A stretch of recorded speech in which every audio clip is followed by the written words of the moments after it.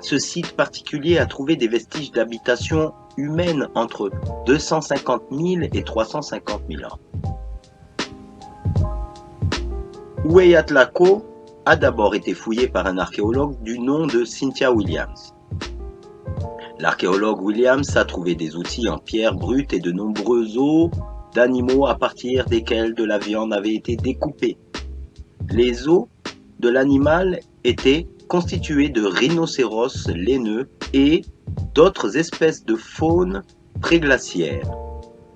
Elle s'est rendue compte, avec un site si précoce, qu'elle devait faire une datation en laboratoire sur le site.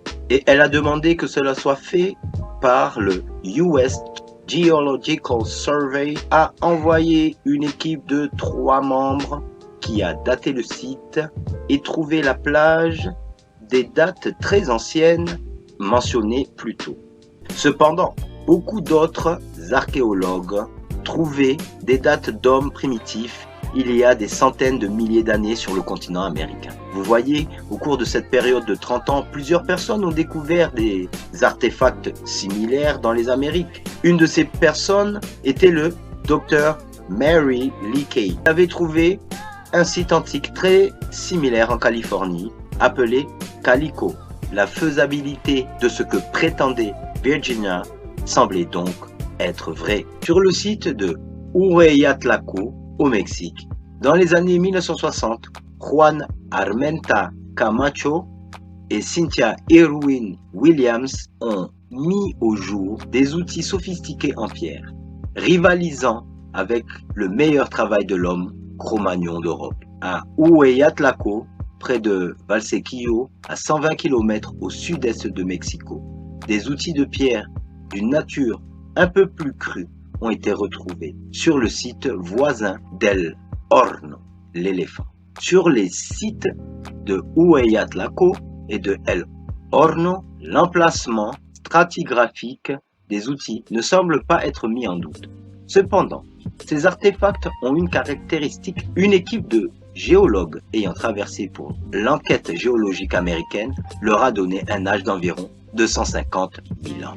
Les géologues impliqués ont déclaré que 4 méthodes de datation différentes avaient indépendamment conduit à des âges inhabituellement élevés pour les artefacts trouvés près de Valsequillo. Les méthodes de datation utilisées étaient la datation par série d'uranium, la datation par trace de fission, la datation par hydratation du téphra et l'étude de l'altération des minéraux. Comme on peut l'imaginer, la date d'environ 250 000 ans est obtenue pour l'équipe de géologues Oueyatlako a suscité de nombreuses controverses. Si cela avait été accepté, cela aurait révolutionné non seulement l'anthropologie du Nouveau Monde, mais également l'image globale des origines humaines. On pense que les êtres humains capables de fabriquer les outils sophistiqués trouvés à Oueyatlako ne sont apparus qu'il y a environ 100 000 ans en Afrique. Notre article commun sur le site de Oueyatlako est une véritable bombe. Il placerait l'homme dans le Nouveau Monde bien avant Clovis. La plupart des archéologues pensent que les outils bifaciaux trouvés in situ sont un signe de Homo sapiens. Selon la théorie actuelle, Homo sapiens n'avait même pas évolué à cette époque et certainement pas dans le Nouveau Monde. Après avoir trouvé les artefacts et les avoir examinés, ils ont été déterminés qu'ils étaient authentiques en réalité. Les strates du site ont été examinées. Les couches du sol et de roches étaient toutes en ordre. En fait, le site semblait encore plus ancien. L'homme aurait-il pu arriver sur le continent américain il y a plus de 200 000 ans? Ou est-ce que l'Amérique serait le berceau de l'homme? Silvia González est une scientifique mexicaine basée en Équateur, à Loja, professeure à l'Université Técnica Particulière de Loja, qui a obtenu un doctorat en chimie physique et méthodes informatiques en 2011 à l'Université de Barcelone. Silvia González enseigne dans les chaires de physique, biomédecine et chimie.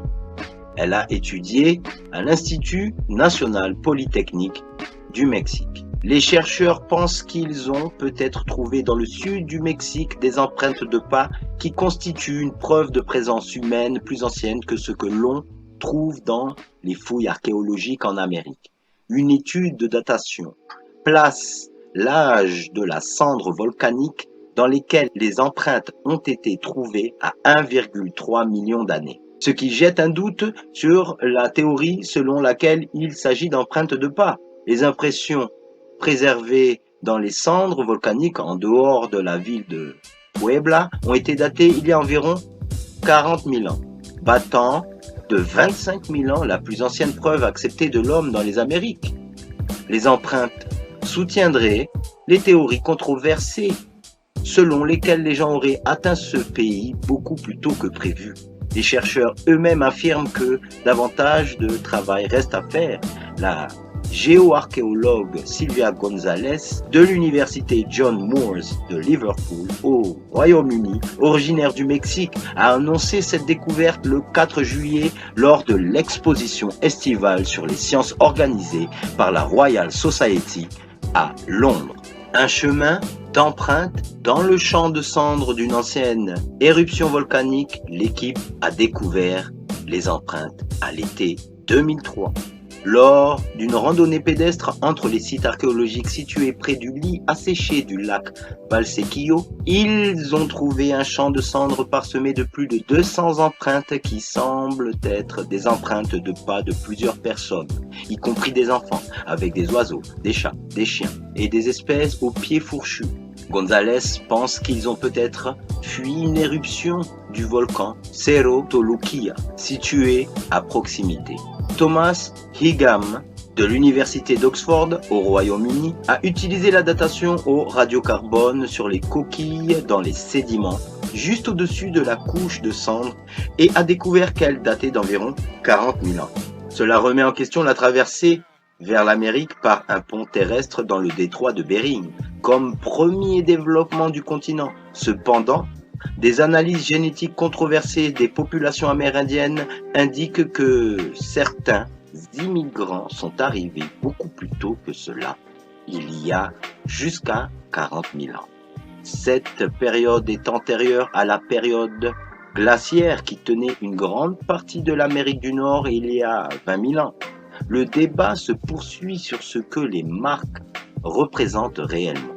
Paul Rennes dit à ce sujet: « Je les ai vus de près et personnellement, je ne pense pas qu'il s'agisse d'empreintes de pas, explique-t-il. » Le géochronologue à l'université de Californie à Berkeley, Paul Rennes, a déclaré que certains matériaux trouvés sur le site ont été testés, révélant une datation remontant à 1,3 million d'années. Il en conclut, au vu des datations, qui contredisent celles des théories officielles entre 195 000 ans pour l'apparition de l'Homo sapiens, l'homme moderne, que comme l'homme moderne n'existait pas encore à cette période, donc l'occupation humaine, pour lui, est exclue. L'équipe projette de fouiller le site dans le bassin du lac de Valsequillo afin de découvrir d'autres empreintes de pas ou signes de vie humaine. Florentino Amerino était un scientifique autodidacte, naturaliste, climatologue, paléontologue, zoologue, géologue et anthropologue de la génération 80 du 19e siècle en Argentine. Amerino a structuré la théorie autochtone sur l'origine de l'homme américain, contrairement à l'interprétation universellement acceptée. Des ouvriers creusant une cale sèche à Buenos Aires, en Argentine, en 1896, ont découvert un crâne humain qui se trouvait dans une couche antérieure, pré-Ensenada, un gisement datant de 1 à 1,5 million d'années, à 11 mètres sous le niveau du Rio de la Plata. Le paléontologue argentin Florentino Amerino, 1854-1911, lui donna le nom scientifique de Diprotomo platensis. Cependant, un nouvel examen effectué par l'anthropologue américain Ales Hdlicka, 1869-1943, découvrit peu de temps après que la capacité crânienne se situait dans la plage de l'Homo sapiens moderne et il rejetait la nouvelle espèce. Si nous suivons le point de vue conventionnel, la découverte pose deux problèmes. Les humains anatomiquement modernes n'existaient pas il y a 1 million d'années. Et il n'y a pas d'être humain dans les Amériques avant il y a environ 35 000 ans selon les dates officielles. Irina Podgorny a écrit un article intéressant sur les contributions de Florentino Amerino à l'anthropologie sud-américaine et sur ses vues très excentriques sur l'évolution humaine. Son analyse du crâne de Buenos Aires était un hominidé précoce et ne devait pas être vu comme un Homo sapiens par tous ceux qui souhaitent promouvoir ces restes humains supposés anormaux. En 1896, des ouvriers ont trouvé un crâne humain moderne à Buenos Aires, la strate de la Pré-Ensenada, où elle a été trouvée à au moins 1 million à 1,5 million d'années. Comme le crâne de Rek en Tanzanie, rien n'indique que le fragment de crâne était en réalité enfoui dans un gisement géologique non perturbé.